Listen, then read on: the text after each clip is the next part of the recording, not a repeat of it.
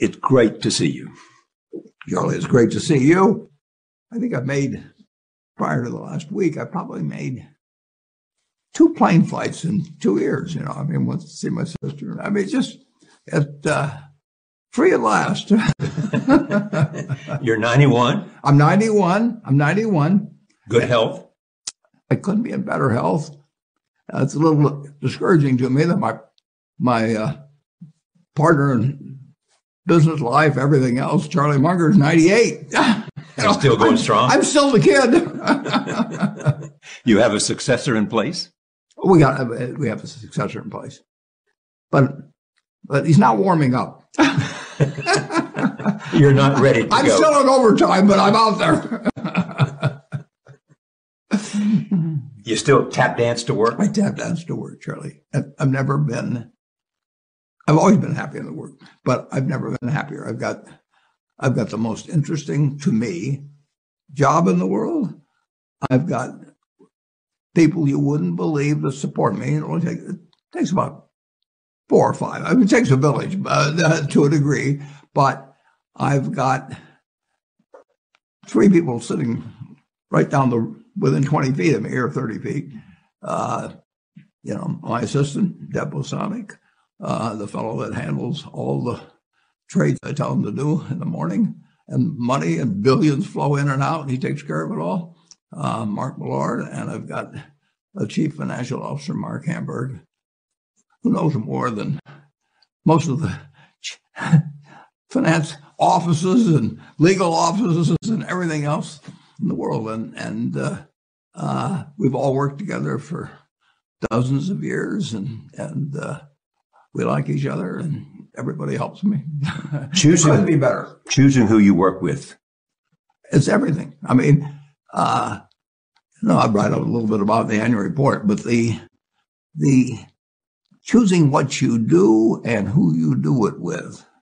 You're gonna, if you're like me, you're gonna spend 70 years or something. My assistant hasn't worked the whole time with me, but she went to work for Berkshire when she was 17, and she still looks 17, and now she'll be with us 50 years or pretty soon, and they know me forward and backwards, and they accept my eccentricities. They help me. What would they be? But I would say this: if you take Mark Millard, I walk in the morning, or I call him first, and I tell him exactly. I've already done it for today. I tell him exactly what I want to do, and he does it all day. And some days, a good many days, he moves billions of dollars, purchases and sales. He takes care of the whole thing. When do you make those decisions? I think all the time. I'm on the clock at Berkshire all the time. Walk me through a typical day. Well, a typical day is I get to work at I get up usually at a few minutes before 7, so I can catch it's the 7 o'clock news and network news in Omaha, and so I get up a few minutes before that, and sometimes I turn on the network news. I always turn on CNBC, and I look at what prices are doing and what's happening in Europe and what's happening in Japan, and I then about the market opens our time, 8:30. Although we're doing maybe things in Japan or Germany too, but and I call Mark at 8 with the market opening at 8:30, and I tell him exactly what to do for the day, and I probably won't change it during the day, and it's usually a percentage of something. I will say buy or sell X percent of the trading volume, and I'll give him a list of things. If there's a limit of price, I'd give him the price. And then he does it all day. And I don't need to check with him. And he sometimes does billions of dollars worth of business. He buys the treasury bills, which we, the last couple of years, have a bunch of. We probably bought $5 billion every Monday. And I would guess that we might be the biggest buyer. Just week after week after week after week. You made your first investment when you were 11 years old? In 1942, 80 years ago, I took $114.75, every penny I'd saved, and I bought 3 shares of City Service Preferred. And City Service was a pretty well-known name down then. In fact, in 1920, City Service, I think, was the 4th largest company in the United States in terms of number of shareholders. It was a big company, and so it had a preferred stock that was selling at 38 that had started skipping the dividends during the Depression. So it accumulated dividends on it of $60 or $70. And of course, it was par value of $100 too, and it was selling at 38. And at breakfast one morning, I follow little stocks every day, but then I made my plunge, and I had roughly this amount of money, so I bought 3. I don't remember this precisely, but I think I told my dad in the morning, "Now, let's move, Dad." Pop, I call it. But let's move, Pop. But you felt the thrill of it then. Oh, I've been reading about it and following it. The whole market. I really had read every book in the Omaha Public Library that was on the stock market. By 11? By 11, I'll guarantee you. And some of them twice. I started out reading the ones in my dad's office, and I just loved to read. I read other things too, but I knew more when I was 11 than I know now. I mean, in terms of the actual mechanics of the stock. I mean, I don't know what happens when I put an order in now. I mean, it gets in the machinery of the way orders are executed now. I would know if I sat and worked in a trade room for a day or two, but I don't really know the mechanics as well of what happens when an order is processed today as I did when I was 11. What is it you enjoyed the most about it? Because you don't pick stocks, you pick companies. Yeah, but when I was 11, I picked stocks. I had the whole wrong idea. I was interested in watching stocks, and I thought stocks were things that went up and down, and I charted them. I read books on technical analysis. I read Edwards and McGee. I think that was the classic then. I mean, hundreds and hundreds of pages. And I read that whole thing over and over again. I read Garfield, Drew, I read everything. And I thought the first 8 years, I thought the important thing was to predict what a stock would do and predict the stock market. And then I read Ben Graham, when I was 19 or 20. And I realized that I was doing it exactly the wrong way. But it didn't hurt that I had that background and everything. And I rejiggered my mind when I read the book, The Intelligent Investor. And from that point, I never bought another stock. I bought businesses that happened to be publicly traded, but I became an owner of a business, and I did not care whether a stock went up or down the next day or the next week or the next month or the next year. And I didn't have any idea what it would do. I didn't know what the stock market would do, but I knew businesses. I knew something. I've asked people about your genius, whatever we describe it. No, I'm a bright guy who's terribly interested in what he does. So I've spent a lifetime doing it, and I've surrounded myself with people that bring out the best in me. And you don't need to be a genius in what I do. That's the good thing about it. If I went into physics or a whole lot of other subjects, I'd be an also-ran. But I am in a game that you don't need.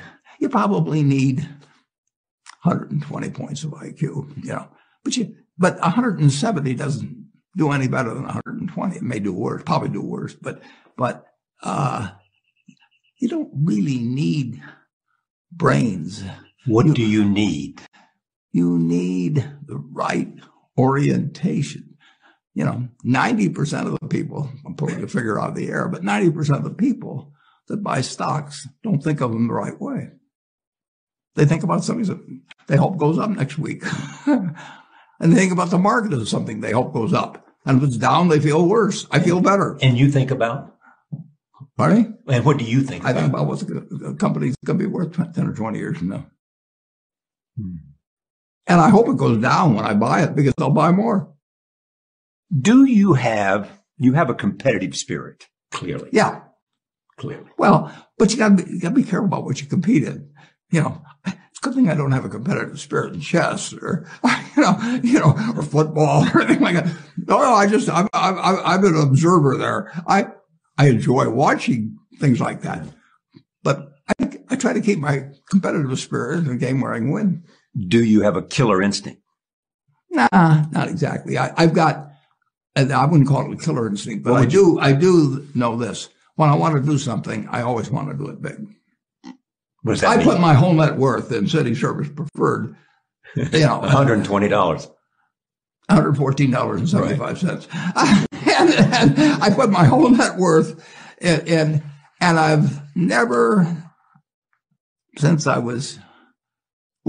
day, in March 11th, 1942, I have never had less than 80% of my money in American business. You can call them stocks. Or equities. But I see them as American business.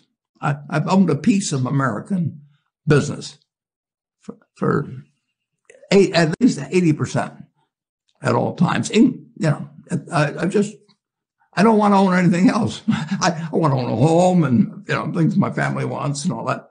But owning 5 homes doesn't mean anything to me because I'm going to be happy in one home and there's a certain amount of things that go wrong with everything. And if I got 2 homes, I know I've got more problems and I don't have more happiness. What brings you the happiness? Oh, I would have to honestly say that what makes me happiest is what I'm doing. I enjoy 2 things about it. One, I know I'll win over time. That doesn't mean I'll beat everybody else or anything like that. But I'm in a game that's very, very, very easy if you have the right lessons in your mind about what you're buying. I'm not buying stocks. I'm buying pieces of overwhelmingly American business. And I'm happy when that's when I'm doing it. I'm happy when stocks are going down. I'm happier when stocks are going down because I can buy more of them with the same amount of money. I'd be happy if I was a farmer. I'd want farmland to go down so I could buy more acreage. If I was, it just makes sense. And I'll tell you the second thing I really like. I like being trusted by people. And, I would rather do what I do with partners than do it sitting in a room myself, even though I might make more money that way. You like the idea that people are trusting you with their savings. Yeah. They just say, look, I've saved money. I don't know what to do with it. And I trust you. And they give it to me. And they don't, most of them give it to me. Certainly in the original days, but even now to an unusual degree, give it to me with the idea that it's for the lifetime. And then most of them, they've done this a long time ago. Most of them give it away when they get through. They never quit saving. And of course, I'm sort of their savings machine. They save it and then give it to you. Yeah. And then they say, keep it and just keep building it. And they don't do it with the idea they're going to retire when they're 65 and then build great castles or anything like that. They just basically, a few do. A few spend some money later on, but overwhelmingly, if they've been saving when they were 25 and saved a little money, gave it to me, they're still saving. There were 11 doctors that we met at a Hilltop house. There was one friend of mine named Bill Angle, and he was trying to get these other doctors to join with me. So I don't know what it was, 1958 or 9. I invited 12 doctors to this dinner at Hilltop House. He had me come. And he basically said, this is my friend Warren, and if you got any brains, you'll give him some money. And so we spent the evening, and these guys were all probably in their low 30s. And 11 of the 12 put in $10,000 each. The 12th said to Bill, he said, well, what happens if we lose our money? And my friend Bill, never forget it, he said, well, dummy, he says, we'll form another partnership. That was the guy that didn't invest. He got reminded of this by the other 11 for the rest of his life. And those people stuck with me. And one of them died in the last year. It's a friend of mine, Lillian, at 101. And his name was Stan Truelson. He came from a little town, about 300 people near Omaha. And he became an ophthalmologist and a super wonderful guy in every way. I mean, he helped all those fellow doctors, and you couldn't find a guy in Stan. But 2 of the other 11, 2 of them are still alive. And the money and the amount of money, I mean, they haven't built, you know, they could have done anything. I mean, they could have lived bigger than anybody in Nebraska. But they went with the lives they liked. And so have you. Yeah. So have you. Yeah. You live in the same house you've lived in for... I've lived in the same house. I bought it in 1958. So 63 or 64 years. Quarter of the life of the country. I've lived a quarter of the life of the country in one house. And I like being 5 minutes from the office, too. I mean, just think if I had a 35-minute commute. I've gone to the same office now since January of 62. So it's been 60 years. And let's say I save 30 minutes every day in commute, you know, each way. Let me turn to the stockholders letter that you wrote for 2021. Well, that letter was, I started that letter in my head. I've already started next year's letter in my head. I started that letter in my head, we'll say. Because you can begin to see what 2022... I know what I'm going to write about it, and then I just have to, it keeps forming. But that isn't a newsletter that comes out, you know, it's what I want to talk to my, well, I was forged originally in terms of my sisters who had practically all their money in Berkshire. They trusted me 60 years ago, and they just put it all in, and they're very smart. My older sister Doris died here recently, but both of them very, very smart and interested in financial matters, but they're not a nut like me. And so they got other interests too. Basically, they've had to be all their money, and they don't want to hear day to day. So you tell them what's happened in the last year. Once a year, it's like I sit down with them and tell them, you know, here's what might be interesting to you. And I'm doing that all year in my mind, and I've done it, you know, I know what I'm going to talk about next year unless something changes in a dramatic Can way. you tell me what that is? No. But I can tell you this. Last night, you know, I went to Music Man, and among the people who went with me was my friend Carol Loomis. Carol was 92. She's a great journalist and a good writer. She starts editing. I send her the report, which I think is perfect always at the time. I send her the report in usually December, and she keeps sending back, and she kind of won't let me send it out without checking to make sure that I haven't left out a comma someplace or so right up to the end. But so the report, although it's dated February 20th, that report basically was written. Well, it was written in my head for a long time, but it was what I thought was finished probably in December. And then Carol tells me there's a lot of work to do. No big investment in 2021 because you didn't see anything that met your requirement. Big investment in 2021 because you didn't see anything that met your requirement. Yeah, and I wrote the report, and people can go to berkshirehathaway.com and they can see exactly what I think and have thought for 40-some years of each report. But for you to make a big investment, what do you need to know?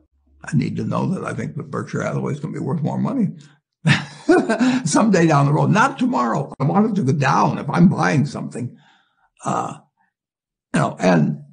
I would say this, the world has changed a lot since that report was written. But the world changed a lot in 2000, 2 years ago when the pandemic. Just think about it. Because of the pandemic. The pandemic. It's almost exactly 2 years later. An event happened 2 years ago. And we didn't know exactly what it was. We didn't know what the financial result would be. We didn't know what the physical result would be. We just didn't know. But when I wrote my report in February, I didn't know the pandemic was going to hit, a week later. And I didn't know that the American financial system was on the brink of, chaos.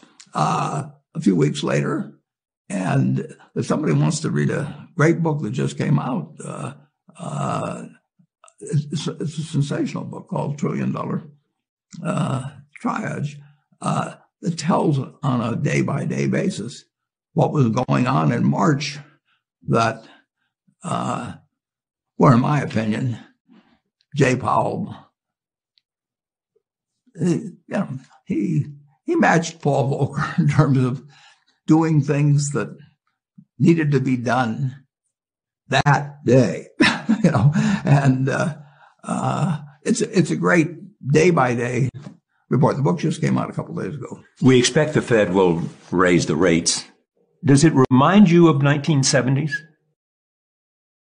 Everything that happens in the investment world reminds me of something or other. I mean, every day. If it's a boring day, it reminds me of something. I mean, but I don't think that way.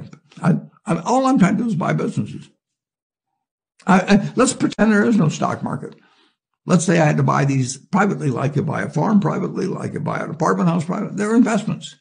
So you're looking to say, what can I do with money I've saved to put it away so I feel good about getting it back later under any circumstances, but not necessarily on a given moment. But if I have a farm, it's going to take me a while. But people would be so much better if they actually didn't have a stock market in terms of buying businesses. But, you made two huge investments recently. One is Activision. No, we have two fellows in the office that each, they manage a total about $30 billion between them. Ted Weschler and Todd Combs. Two people you chose. They've been with us for about 10 years each. They have total authority over the money they invest. They're just as independent in buying things as I am. I mean, if they decide to buy something in a country I've never heard of in the stock, I mean, they don't ask me. I mean, they don't. But are you saying that maybe they were decided to? Well, I've actually investment in Activision. I've actually said that one of those.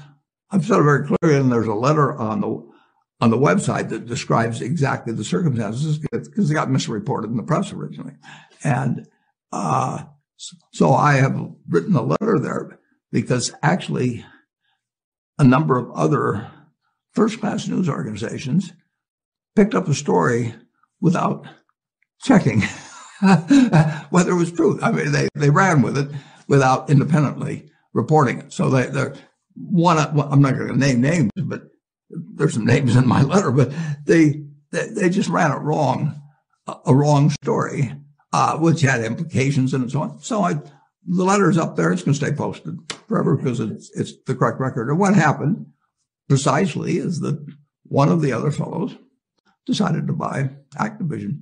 Didn't ask me, and it's fine. I mean, but he bought it He bought about, I think I used a figure of 85%. I think when we double checked it, it was 76 or 7%. But we'll list every day that he bought it and the price he bought it.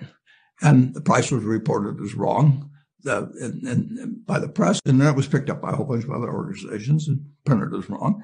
And so millions of people read an incorrect story. And so we put up the correct facts. And we'll have at the annual meeting. I think I'll have a slide if anybody asks me for it. It'll show every day's purchases and the exact price. And that was done by one of the fellows in the office. Now, and that was, like I say, 77% was in October and the rest was in early November. And he paid about $77 a share. And you can buy it today. And Microsoft announced it. The first story said weeks later, which makes it sound like 2 or 3 or 4 weeks later. It was probably 12 weeks later. You could have said months later. So the investment was months before Microsoft decided to acquire Activision. The other guy liked it as a stock, as a business. And so he was buying it. And he paid an average of, like I say, $77 a share. And we will have a list of every day at every price. And then, I guess it was, well, there was a big expose type story run. But he wasn't buying during any of that period. And then, the preliminary proxy came out, has been filed with the SEC by Activision, describing the history of the deal as to when Microsoft came to them. And it was sometime in a couple months later that Microsoft first approached Bobby Kotick, and then 4 other people came. You can read it all. It's filed with the SEC. And then after it was announced, the stock, you could buy the stock at $78 a share.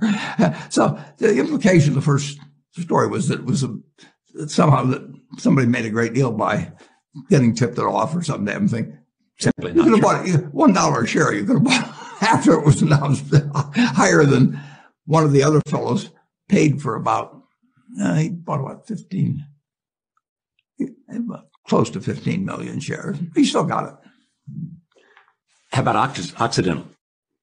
Well, Occidental, a week ago, a couple of years ago, we financed Occidental. And had some warrants coming out of that. Vicky Hollow, who I'd never met before. And I got a call on a Friday and Bank of America saying that Occidental was going to need some money to buy Anadarko. And I think it was known then they were in competition with Chevron. And would I meet with them? Because they needed a lot of money fast. And I said, sure. How about tomorrow? And went back and forth. They came up Sunday instead of Friday. And we met at 10 o'clock in my office on a Sunday. And I said, we'll give you $10 billion under these circumstances. But we'll do it. We'll do it tomorrow. And that's not Wall Street, but that's Berkshire. And so, and they knew I was good for it. And so we made a deal. Monday night, the next day, night, I told our guys, you work all night. Cravath works all night for them. And we get this thing done on Tuesday. But is there much negotiation, or you simply say, this is what I will do? This is what I'll do. I always say that's what I'll do. I mean, I've said that's what I'll do many times. And I've always, and that is all I'll do. But this is what you have come to represent. I mean, think of the financial crisis and think of Goldman Sachs. Yeah. And I said what I do. You said what you do, but it gave them credibility when they needed it, that Warren Buffett and Berkshire Hathaway had decided to have confidence in them. we were putting in X billions of dollars, and there wasn't any question we were putting it in. It wasn't an IOU or anything else. We sent them the cash, and it was right after Lehman, and there was a run on the whole economic system. Everybody was a domino, and the dominoes were falling. And Goldman Sachs knew they'd be fine if all the dominoes didn't fall. And they had to worry about the United States Congress because they were really mad at banks. This time they weren't mad at banks in this particular case, but they were mad at banks. And they really didn't, some of them didn't fully understand what the hell was going to happen. And we had that. They were mad because this was a financial crisis. It was more than, I mean, it was a financial crisis cubed. But it had an origin in financial institutions. A lot of people did a lot of things wrong, but there was plenty of it in Wall Street. Right. Plenty of it in Wall Street. But there was plenty of it elsewhere too. I want to emphasize that. But Wall Street made a lot of money out of doing a lot of things that contributed to the crisis. Here's my point. Berkshire and Warren Buffett emerged to a point where your reputation and your credibility and our money. And your money. The money was important, but it was a determining factor. They wanted the money. Yeah. But they also wanted credibility. They had to have instant credibility. And that's what you did. They had to have somebody who counted besides people whose position it was to lie. And how did you build that? Which is an essential part of who you are and Berkshire Hathaway is. Well, I started on March 11th, 1942. As we talked. And I had a father that was the right father. Yeah. And I was lucky. I think you may have heard this. Lenin once said, there are decades when nothing happens, and then there are weeks when decades happen. That's very well put. And when you're buying businesses, don't call them stocks. When you're buying businesses, when you're buying apartment houses, sometimes when you're buying raw land, all kinds of things. There's times when you get a chance to act and do something really intelligent. It may happen once every 10 years, or once every 20 years. Depends on what field you're in, where you live, what you know, all of that. But most of the important things, there's a lot of foundational work, but the actual big acts in life are when you propose to your spouse. I mean, forget all the other stuff. I mean, if you made the right decision and you get the right answer from he or she, you're 90% of the way home in life. But also things happen in the world, like the pandemic. That's true, too. And it can change everything, as it did. It happened in 1929. It happened in 1918, I forget when the things were, in 1907. I mean, when they closed the stock exchange back in 1914 for a long period of time. People don't ever think about that. 9/11, they closed the stock exchange for a few days. And, there are big events in this world. We're going through one of them right now. Yeah, but I won't get into discussing that particularly. Allow me this. I mean, this is having a huge effect on the world order. Yeah, but it doesn't do me any good, and it doesn't do the world any good for me to talk about it. So, can we talk about the global economy then? In terms of where we are. I can tell you where we are. But, But let me phrase it this way: in terms of the global economy, I mean, you look at the United States. United States economy, and it's very easy to look at the statistics on it. I mean, more people, a greater percentage of the American population is wealthy now, or having more income now than they've ever had. And if you look at whether Bank of America will give you their average deposit, I mean, you just look at the wealth that's out there, and that doesn't mean everybody's wealthy, but it does mean relative to any other period of time,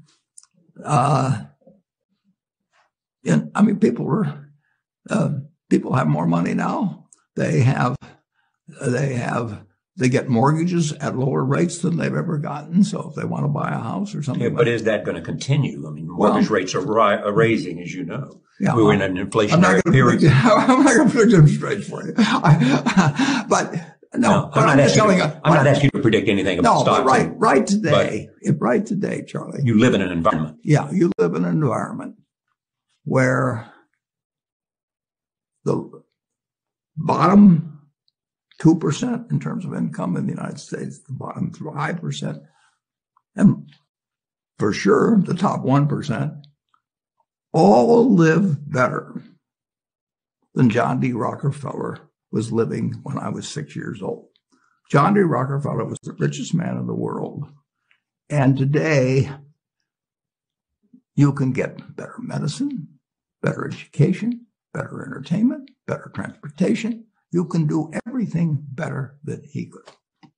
You can, it's astounding. That's in my lifetime that if you wanted to watch a football game, he still had to go there.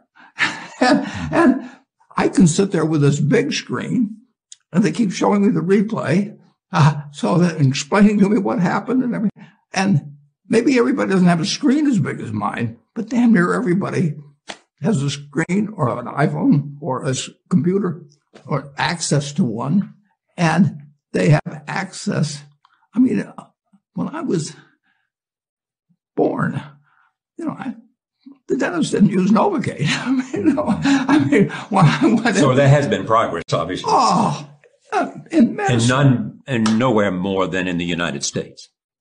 Well, relative to the base, maybe more than, but there's no country that's done what our country's done. If you go back 3 of my lifetimes, you're looking, you've been to colonial. You're 91, so. 3 lifetimes, you are looking at less than 1% of the world's population, closer to half of 1%.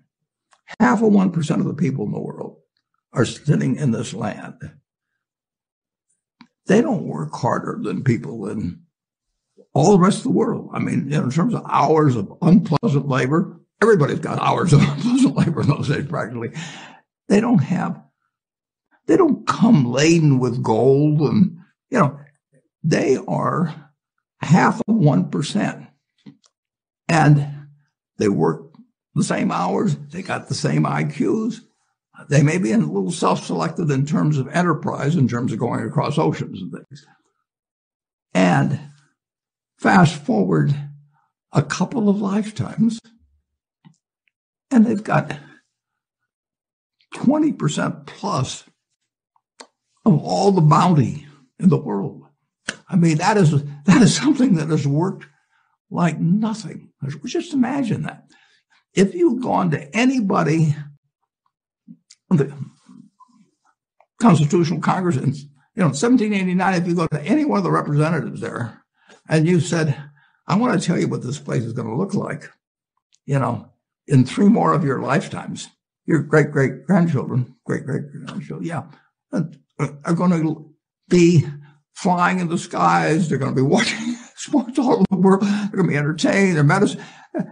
They'd have hold you off to a lunatic society. But at the same time, as you know, and you hear this all the time, 845 billionaires in America. Yeah. And they have more wealth than the bottom 60%. That's true. And that's up to government. The government has a proper place in the capitalism, believe me. And government's the rule maker. But Henry Ford, by 1922 or 3, he was turning out 2 million cars a year. Now, how many could the Ford family use? 30, 40, I don't know. So 2 million people are getting the benefit of what he's doing. And he's getting 30,000, he's getting 50 cars, and he's getting a whole bunch of little claim checks. Just think of it. Everything, when Thomas Edison did all the things he did, he made some money. But We better, I mean, we're using it. Yeah. It belongs to us, and it doesn't, if you take what an hour of labor delivered to you 100 years ago, and what an hour of labor delivers to you now for you and your family, it's unbelievable. But that's an argument for the forward progress As an argument of civilization. It's an argument and for capitalism, but it doesn't. Capitalism doesn't say get rid of a referee and a government. We've got a government that can tell capitalism what to do. Do you think? And they do, and that's what they should do. And they do it in different ways at different times and all kinds of things. But I've got this money which I'll never. I can't. You know, it's. But it has value to somebody. I mean, it's claim checks on future output. That was and the claim checks belong to me. So if I want to buy 50 super yachts, I can do it. But what does it mean to me? It can buy more things for other people that are useful to them. And I have everything I want in life, you know, everything.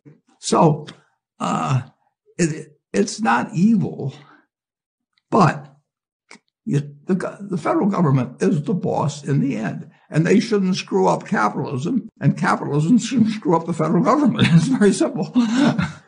But does capitalism need to be reformed itself? As you know, it's evolving, always. We started in 1789. We had business, and it's gotten far, far, far, unbelievably more productive for people. And the only thing it can do with what it produces is give it to other people. It isn't like the 50 richest guys in the country can say, I'm just going to eat everything. They're turning out products, you know, that iPhone that I have, which I'm probably the least capable guy in the world of working with it, but it makes life better. It is the reason that Apple is the richest company in the world. Yeah, and you've had Tim Cook on before, and you can hear as a company that a guy invents something, and all kinds of other smart people do the same thing. Apple, I think, sells less than 25% of the smartphones in the world. I know a guy that produces as many as Apple does. But Apple has produced the one that's the most useful to people. It's an aspirational product. Somebody, you know, a lot of people have made cars, but you got a few survivors that made the ones that people like the best. And, you know, we would be selling 16 or 17 million cars a year in this country if we had 50 producers, or whether we got 3. We never used to have. But here is an interesting fact, as you know. Tesla has more market value than all the other automobile companies combined. Yeah, Elon Musk. What does that say? That shows what America produces. Elon Musk? Elon didn't, I mean, he's taking on General Motors and Ford and Toyota and all these people who've got all this stuff, and he's got an idea. And he's winning. That's America. I mean, you can't dream it up. I mean, it's astounding. Now, you still need a referee. Yeah. That's the government. Yeah, sure. And you need a judicial system, and, you know. But that comes with government. And we've got the best, so far, we've got the best system. We've got a better system than we used to have, and we'll have a better system 50 years from now. Why are you so sure? Well, I've seen 91 years of it. I've never seen a period where I didn't believe that. And I haven't read that it will get better. Of course. In every aspect of it. Not every aspect. We can go backwards in some. And, no, it's not. But it's unbelievable what has happened. You know, I mean, just think of it. You know, we've had a civil war. We've had a Great Depression. We've had all these things.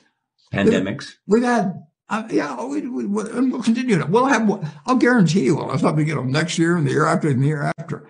But in a herky-jerky but dramatic matter, business moves forward, government moves forward. More important, people move forward. The thing that you fear the most, and you have said this, is nuclear war. Yep. I think it was Einstein, maybe it was Bertrand Russell, this one, but he says this changes everything in the world except the way men think. You don't want to talk about the current situation where one of the questions is, what if we end up with a World War III and a nuclear catastrophe? Is the reason you don't want to talk to me about it because you don't want to be quoted and people... I don't want to talk about it, but I've talked about nuclear catastrophes in the past. And the truth is that, well, it was Einstein that said, I know not what the weapons of World War III will be, but World War IV will be fought with sticks and stones. And that says it all. Yeah. We've got the power, and other people have the power, to essentially destroy the planet. And climate change is important in all of those things. I mean, there's all kinds of things we should be working on. But in the end, the only thing tomorrow, I mean, I guess a comet could hit us or something, but we can destroy that. And it's not just us. We can end the planet. And and I don't want to talk about much more beyond that. I don't like saying that to people even, but it's true. It was true when Einstein said it. I mean, it's been true. We came close in the Cuban Missile Crisis. And it is being talked about now. I'll let you talk about it. I hear you. But let me, before we leave capitalism, in a sense, do you see any changes that businesses ought to do because, there is, on the part of Larry Fink and others. There's always things going on. And where does Warren Buffett come down on that argument? I will be talking about a lot of things on April 30th at our annual meeting. And that's when I'm talking to all of our shareholders at the same time. And the people who've trusted you to manage their and money. There'll be 40,000 in attendance, and it'll be taken around the world. And that's when I can talk to all, if they want to listen in, every one of my partners can hear at the same time on a Saturday. So the stock market's not open until Monday. And so they can digest it or they can watch replays or anything else. Because they can watch it on, CNBC will be sending it all over the world. Watching is not like being there. No, well, it isn't for a lot of people. Yeah. But we're going to have, in my view, if it were held today, well, who knows what April 30th brings, but we will have, I think, from everything I hear, we're going to have the largest group come along, I think, ever, and I sure hope so. Do I hear you, and you can tell me I'm wrong here, that all those things that I might want to hear and your partners might want to hear and everybody wants to hear, A, because you're a student of history, A, B, because you have written about the evolution of history in annual letters as well as in answering questions at annual meetings. But on the questions of war and peace, and questions of new world order, on the questions of sanctions, on the questions of inflation, all those things that I'm enormously curious about, you're holding back talking to them until you choose the venue that you want to be. And there may be there may be a lot of things I don't feel I should talk about at that time too, but that is going to be a very, very important meeting. And I get that time to take all these people who trusted me with their money, trust me with their future, and I talk to them at the same time. And they can ask questions that they can be impertinent. They can do anything they want with us. And I love it. And Charlie loves it. But you understand my curiosity. Oh, of course. But do I understand this is an important moment? This is a moment to speak to. And we're in a crucial time. Yeah. But we've been in lots of crucial times. We were in a crucial. At 9/11, did we think we were in a crucial time? Sure. The world changed in 5. And I didn't know how it had changed. The President of the United States didn't know how it changed. Nobody knew what the hell was going to happen. I want to know how Warren has changed from decade to decade to decade. Do you have a sense of that? I've gotten dumber, but I've gotten wiser. Okay, that's a nice phrase. But what does it mean? It means that I can't add a group of numbers remotely as fast as I used to be able to. I can't remember sometimes when I walk upstairs while I'm walking up the stairs, I'm thinking about something else. So by the time I get to the top of the stairs, I don't remember why the hell I walked upstairs. It means I forget names so easily. It means that I can't read as fast as I used to read. I am a decaying machine that still feels wonderful, but I can't hear as well. I can't see as well. My balance is as good, but it doesn't interfere with my happiness, my work, anything. Especially your work. Well, I mean, clearly your happiness, but it doesn't, you're saying, notwithstanding. It doesn't interfere with anything. That ages. I can get on a plane, go anyplace. I can do anything as long as you don't ask me to dance. Or juggle or even remember, who did I meet yesterday? But in terms of doing the job that you do, allocating capital. I can actually do that as well as ever. As ever. Yeah, that sounds obvious. But better than that, do you do it today better than you did it 20 years ago? Yeah. I've got a different set of opportunities. And that gives you obviously, well, Berkshire is much bigger than it's ever been, and therefore that defines the choices. The size restricts the kind of things that can have an important effect on what I can do for the people who leave the money with me. So I can't earn the returns on capital with 500, billion or 600, whatever it may be to work with. Like if I do something brilliant, don't count on it, with $5 billion, it's 1% of my net worth. I mean, 1% of the net worth of the people I'm working with. And 1% doesn't move much, so I have to think about big things, and they're limited. I mean, I made money in an entirely different way when I was working with originally $10,000, $9,800 to be exact.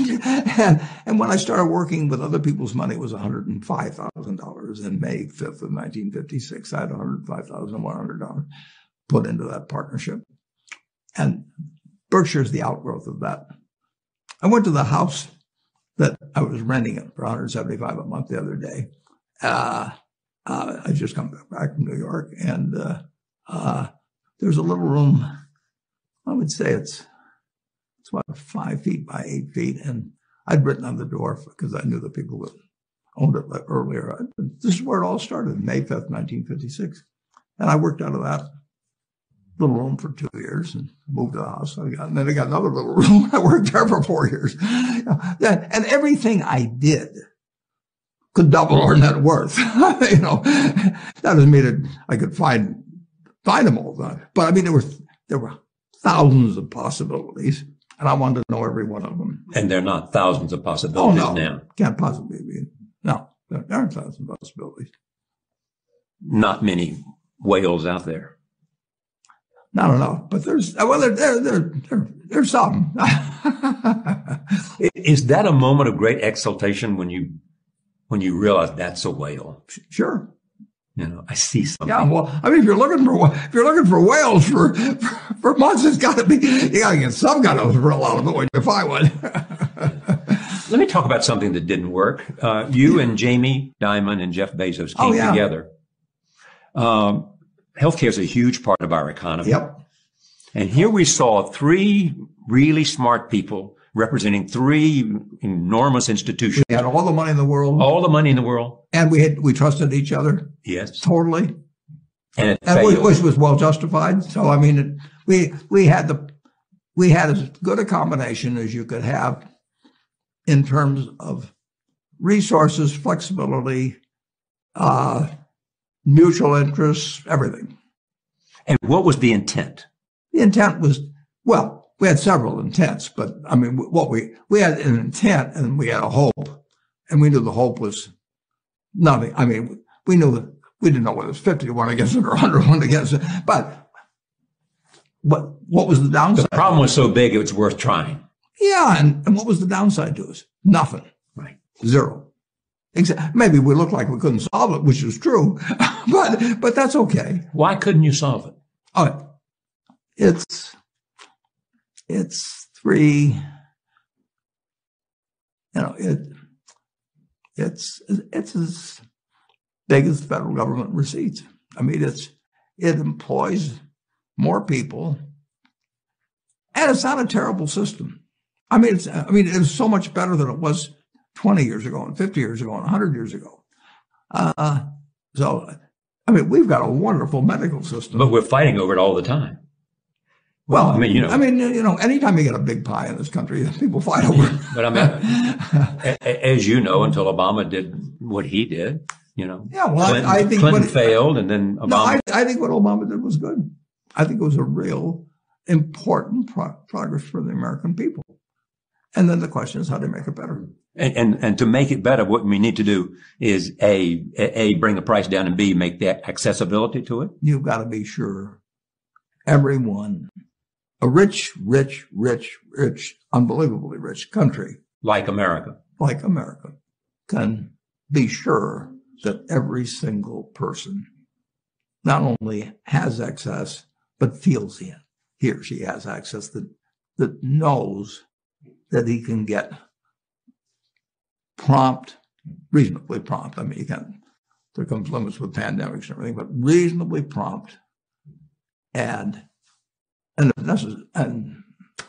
essentially free. I mean, it isn't free in the sense that society doesn't pay for it, but the ability to get good medical attention reasonably fast, should exist for every American. But it doesn't. Simple. It doesn't. We do pretty damn well, but we could do better. But we're not first in the world, or second, or third, or well.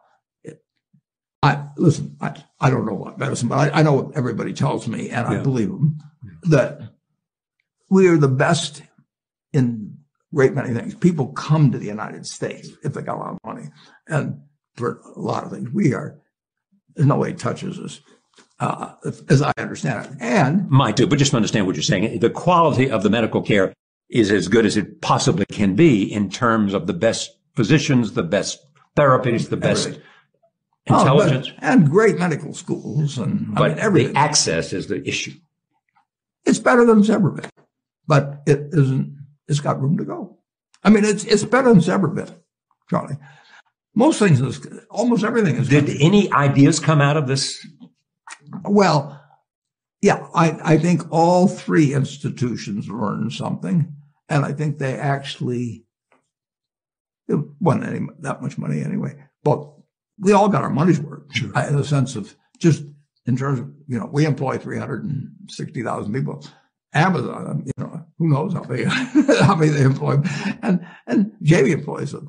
It's fantastic. So we all learned something, but we didn't have any breakthroughs at all. We just learned something. Yeah. Here's what was interesting about it for me was the fact that these three institutions, led by these, remarkable human beings, smart, successful, it was taking all that IQ and all that experience and applying it to a huge problem, and you ask yourself, are there other areas in which? Yeah, well, you can say that everything we do in the country can be improved. Right. Education can be improved. I mean, everything. Tell me, are there things that you think we ought to be talking about? I'm going to talk about climate in just a moment. Are there things that you think we ought to be talking about? I mean, I am happy to tell people that the same thing I've told them before, but they'll never get the message, most of them, but a few do, that the most, best thing to do if you want to invest for the long term. His index. And it's the S&P 500 index. Right. And what's happened, of course, is that organizations like to grow. So they set up indexes on different industries, different countries. And as soon as you do that, you're violating basically what Jack Bogle said. He says you don't know enough to pick the right businesses, which means you don't know enough to pick the right countries, you know enough. All right. Well, let me get to that. Yeah. That's something I want to get to. But we will see a time in which the Chinese economy is bigger than the U.S. economy. Someday, they got 4 times as many people, and logically, they will grow and grow, and we're the 2 superpowers. Are they going to grow as fast as they have been growing? It's hard to tell. No, I don't know the answer to that. But they've got some issues. They've got issues. Sure. They've got issues of. They've got issues of debt. They've got issues of. Everybody's got issues. Demographics. Yeah, everybody's got issues. Yeah, those kind of issues. Everybody's got issues. They've got also issues. We've had issues throughout the history of the United States. They've also had issues of the environment and climate. The UN just released a report, and we have heard it, and we constantly hear it. How worried are you about our success in protecting the planet? Well, the biggest threat, obviously, is nuclear weapons, but it doesn't mean you don't protect against other things. Right. And if there's a 1% chance, even, and I'm not, it's way high, I can't quantify it, but if there's a 1% chance of something causing the world trouble, 10 years from now, 50 years from now, 100 years from now, we ought to be working on that too. Are we doing enough? We're doing a lot. The problem is, of course, that it requires the whole world to do a lot. There are a lot of problems like that, including the pandemic, including the environment, sure, that transcend national boundaries, yeah, and need, yeah, cooperation. The virus doesn't have to clear your immigration. No, it doesn't. The virus does not have to clear immigration. No, that's that simple. It can be brought in by one person. There's a lot of other things that aren't physical viruses. When you look at Tim Cook, I think he's terrific. It's that simple. I've written that in the annual report. Yes. And he is. He was a great manager. He's not only a great manager, he's a great human being, but he's a great manager too. He's an incredibly great manager, but he's a great human being. What do we look for in a great manager?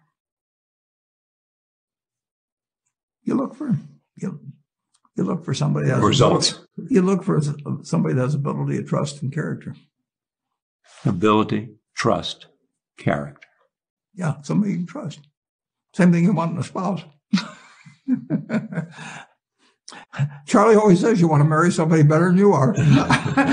He says in my case that leaves the whole world practically. But it's the truth. I mean, you always want to be around people who are better than you are. They pull you in the right direction. What's the chemistry? What's the nature of the relationship between you and Charlie? It's a long relationship. We met in May of 1959. His father died.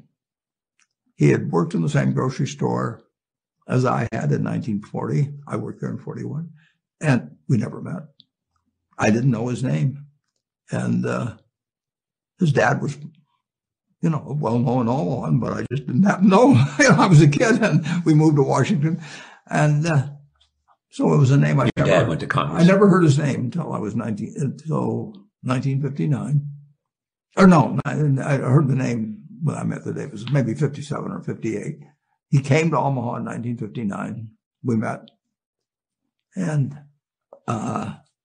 it's been, the best relationship, except others I've had, in family and so on. But it's been, he's been the person, along with Tom Murphy and a fellow named Joe Rosenfield, subsequent to my dad that I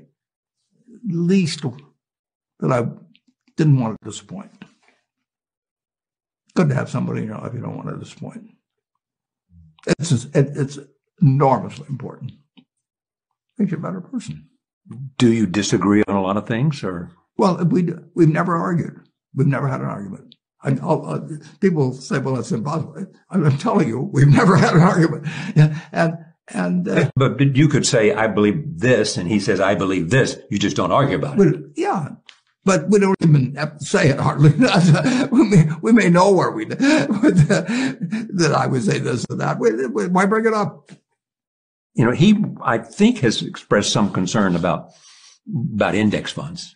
I support everything Charlie says, but I don't agree with it.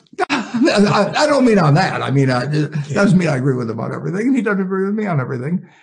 And we've never had a problem with that since '59.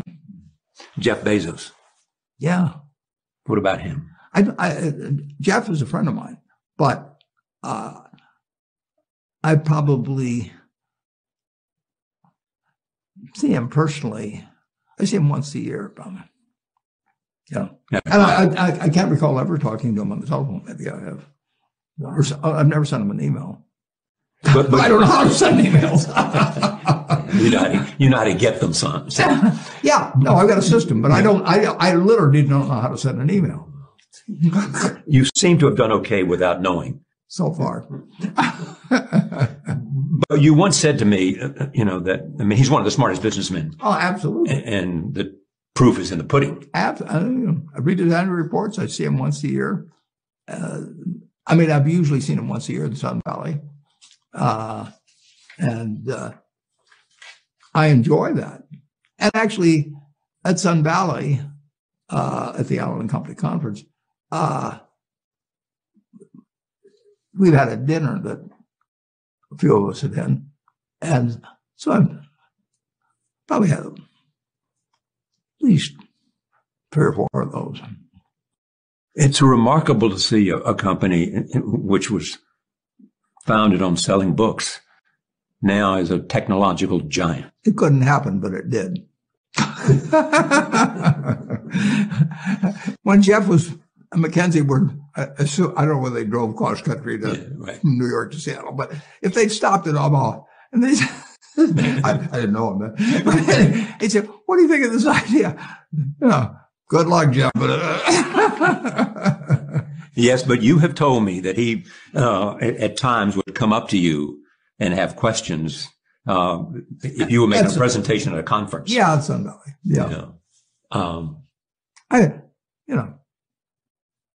He's a very, very, very smart guy.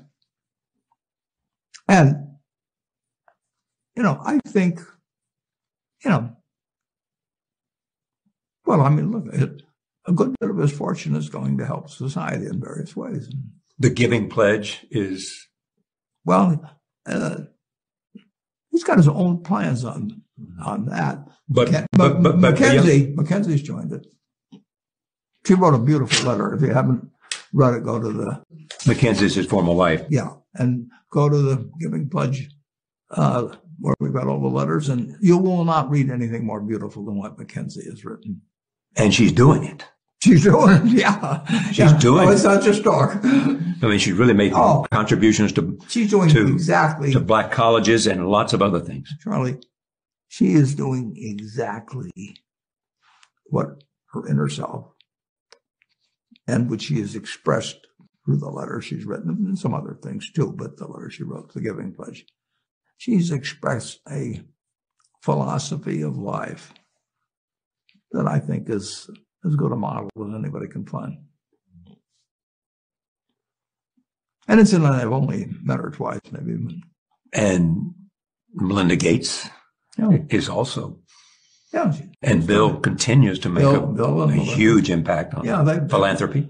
And they do it, and especially during the pandemic. Not with just money, they do it with time. They're on the scene. They do it with time. I mean, they give up. Time is the most precious thing you've got, pretty much. And they do it with time. They are giving something. They're giving something I'm not willing to give. time. that much time to that. Yeah. I'd rather give my time to Berkshire. Because that's what I enjoy doing. And that's what you do well. Yeah, it's what I do well, and it produces money, and that does well for other people, but it doesn't. It'll do better if it's given by other people. Than Well, by me. that was a choice you made when you gave them. The choice I made a long, long time ago in terms of Susie and so on. But yeah. Right. And it was, somebody's going to do something with the money. And those are claim checks on the output of others. Productivity of the world, you can redistribute it to places where it's needed more. And I am all for that. I just don't want to do it myself. I'd rather do what I'm doing. Speaking of time, I have a few more minutes of your time. So let me ask these final questions. Have you achieved pretty much everything that you wanted out of life? Well, the truth is, yes, but I'm looking forward to tomorrow too. Any regrets? Well, if you look back, you can always say, "Oh, I should have done this and that." But I'd be nuts if I look back on my life and said, "You haven't been the luckiest guy imaginable." And I will say this: aside from sickness and death, everything I thought was bad at the time has turned out well.